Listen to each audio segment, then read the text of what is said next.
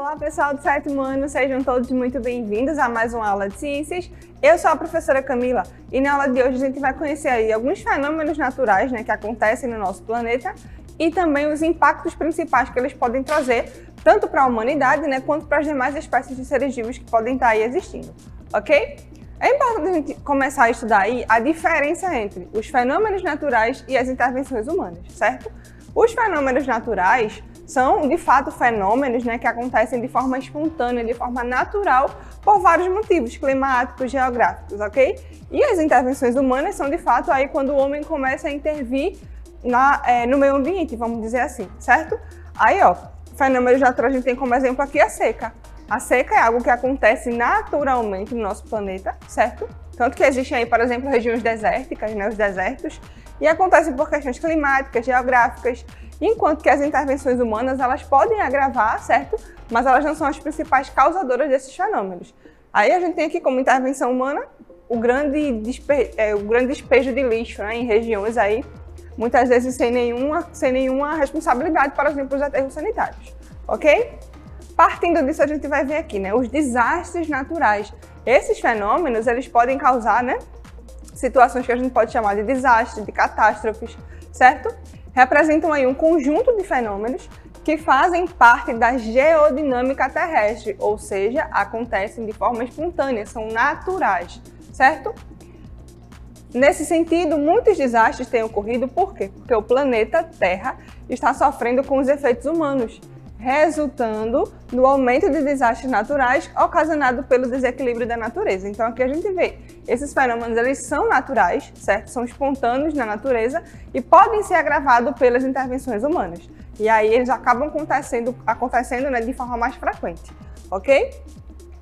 E aí a gente vai ver aqui os principais tipos desses fenômenos, dessas catástrofes, desses desastres. Quais são? A gente tem aqui furacões, tufões, ciclones, todos eles, erupções vulcânicas, terremotos, maremotos ou tsunamis, as secas, tempestades de raio, de granizo, de neve, de areia de vários tipos e, por fim, o derretimento das geleiras. Esses aqui são os principais fenômenos. Primeiro a gente vai conhecer aqui furacão, tufão, ciclone. Qual a diferença entre eles, O que são cada um deles?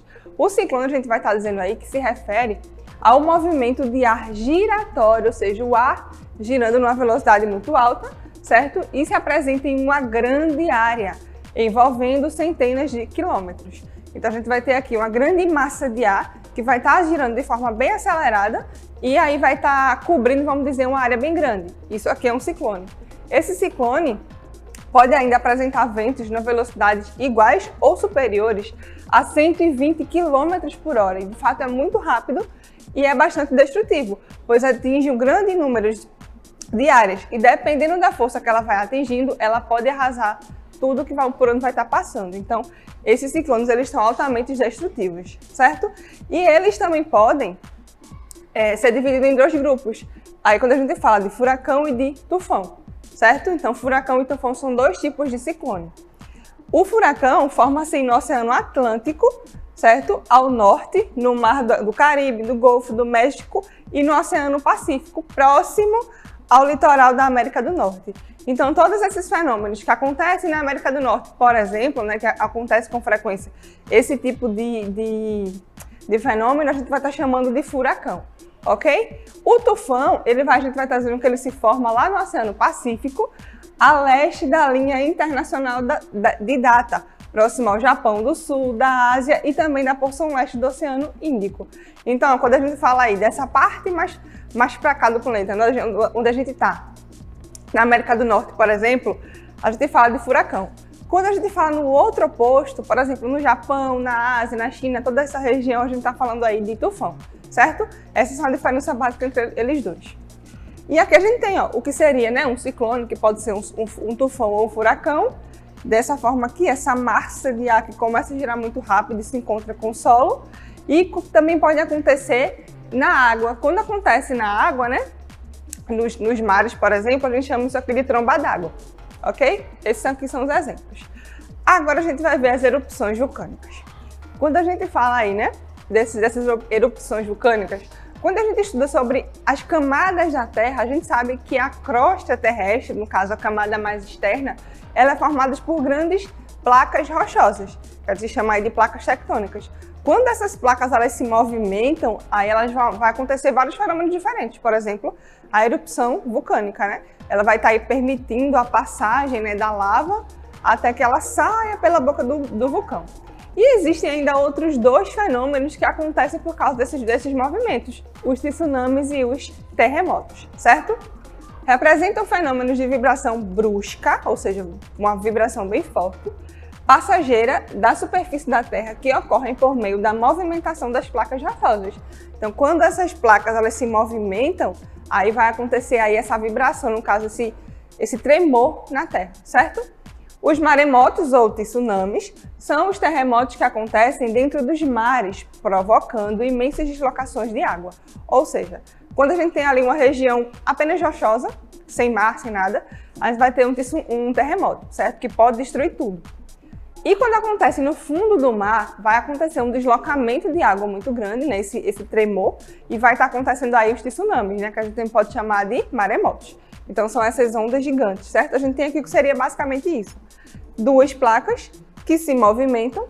Esse movimento aqui, ó, faz o quê? Com que essa massa de água ela seja movimentada, seja deslocada. E aí vai estar acontecendo esse fenômeno.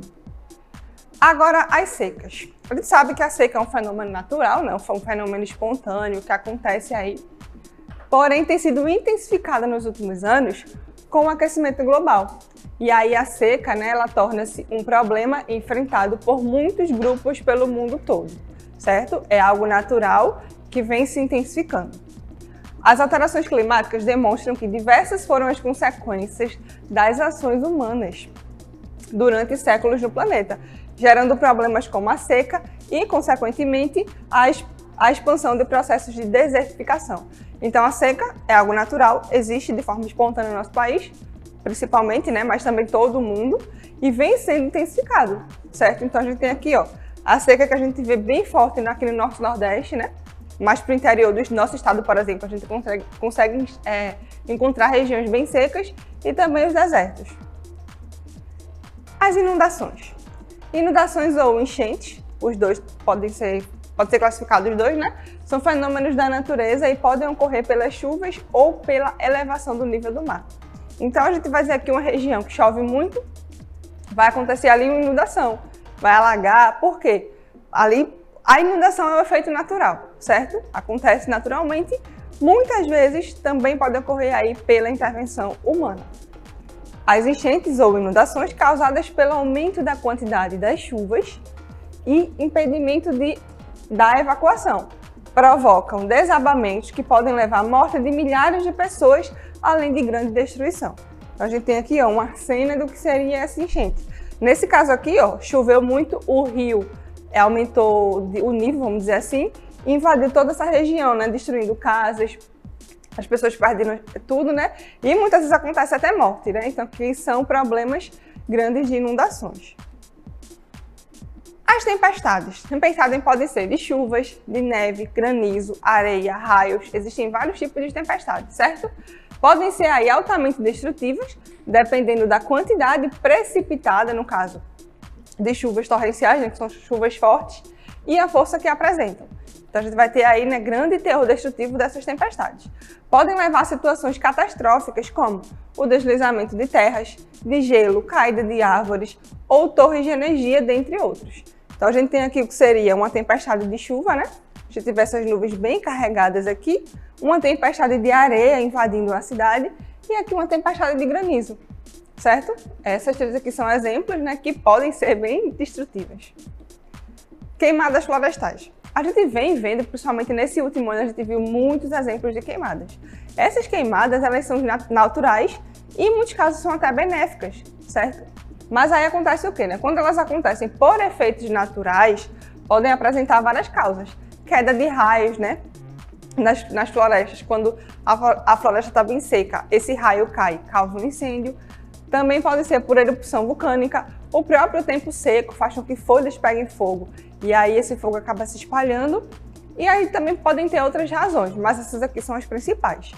E elas também são importantes, por exemplo, para a germinação de algumas espécies de plantas. Muitas sementes nas árvores, elas eliminam essas sementes no chão, a semente cai e o que acontece? Elas precisam de calor para poder germinar. Por isso esse fogo é importante. Quando a floresta pega fogo, né, essa semente aí ela acaba germinando graças a esse calor que vem do fogo.